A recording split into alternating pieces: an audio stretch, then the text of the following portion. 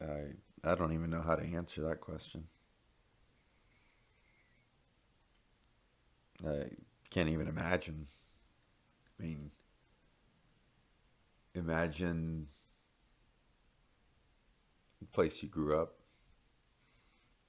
your hometown, where you live, your entire community, buildings,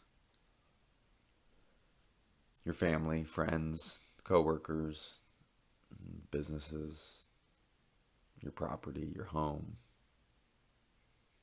Imagine in an instant, gone, wiped away, flattened, destroyed,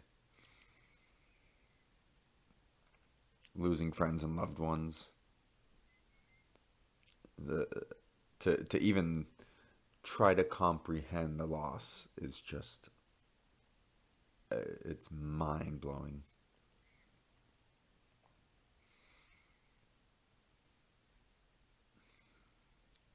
You asked me what I think it's like right now in the Bahamas. I mean, I guess imagine someone picking you up and dumping you on a abandoned island with nothing. That's and I'll multiply it by 100 times worse than your worst nightmares. I mean, that's what I can only imagine the Bahamas is like right now. We went through Andrew back in '92, and I was part of a group that was documenting the aftermath for a couple months. And to think that these were areas that we knew like the back of our hands, and we didn't even know where we were. We didn't recognize roads. I mean, everything was gone. Buildings, trees, debris everywhere. No street signs, no, I mean, nothing. This was just uh, a war zone. And, and that's here. That's in the United States. Where we prepare for it. We've got resources. We've got building codes, and we prepare for the worst. And we, damn, like it's not the Bahamas where those those amenities, those luxuries, building materials. I mean, it's different. And Andrew flattened everything with less than 200-mile-an-hour winds. So to imagine over 200, I couldn't even begin to tell you.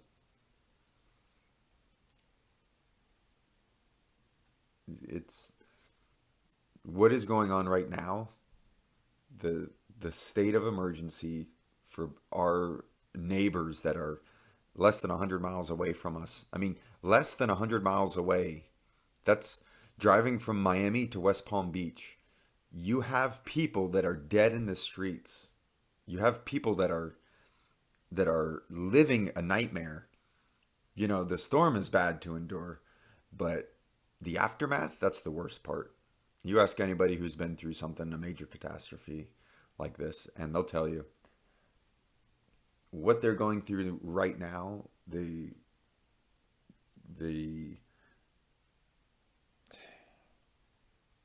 I don't even know how to put it into words, honestly. Like I cannot begin to imagine. They will for Bahamians will forever have these nightmares playing through their heads, uh, and this living in their heart. I mean, this is something you don't get rid of. It never leaves you. It stays with you forever. And the more time that goes by, the worse it gets.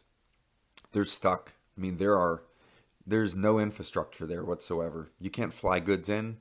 You can't bring in supplies. There's no roads. There's no cars. There's no vehicles. There's nothing. Boats are gone, demolished. The docks are gone. There is no way to bring anything into these islands. They're mobilizing now and getting ready to bring ships over. That's the only way that they can right off the bat bring supplies. But there's an entire problem with distribution right now. This is going to be the nemesis, the Achilles tendon of relief efforts. You're bringing in tons of goods and you can't offload them. This is where this is what we're trying to do with helpthebahamas.org is assemble a small fleet of boats that we can get to the islands. While these big ships can't make it into shallow waters and they're stuck, we can use the small boats. We can use them to ferry in supplies. We can use them to distribute. You know, boats for centuries have been used. This is it, folks. Desperate times call for desperate measures, and this is one of our best solutions. Not only is it an immediate way to utilize the supplies that are going to be shipped in, but this is also a way to continue growth long after supply chains end. Bahamians are going to rely on boats. I mean, this is a way to immediately practice sustainable fisheries, to go out and harvest fish, conch, lobster, a boat. That's it.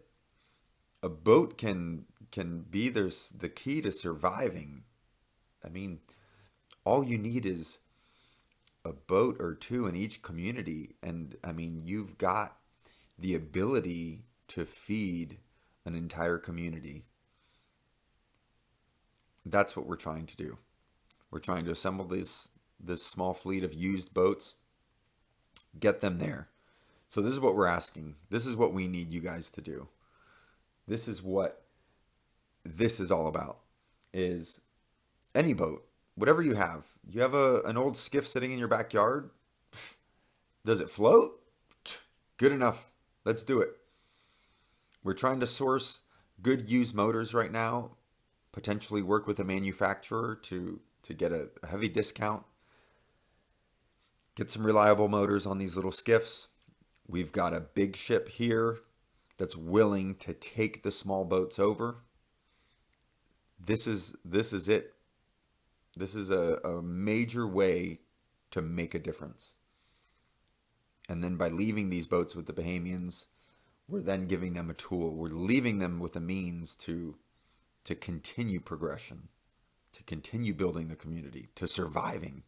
I mean, they're stranded. They're stuck. Right now, there's people that are sitting there without a roof over their head, without food, without water, without anything, that have probably seen somebody dead in front of their eyes so far. And they're waiting. They don't have the luxury like we have, where a natural disaster comes through and we've got a Hummer rolls in with a bunch of National Guard and, not saying natural disasters are a cakewalk here. They're not, but we've got it so much easier. We've got the support and the resources here in the States. The Bahamians do not. They need our help now, not tomorrow, not the day after. Right now, you can make a difference. You can make a change in people's lives. The smallest thing to the biggest thing. Anything you can do to help is huge. Time. You want to help just by promoting this and what we're trying to do. You don't believe in what we're doing? Hey, that's cool too. Help others. Support other relief efforts that you believe in, you have to do something. Lives literally are depending on it.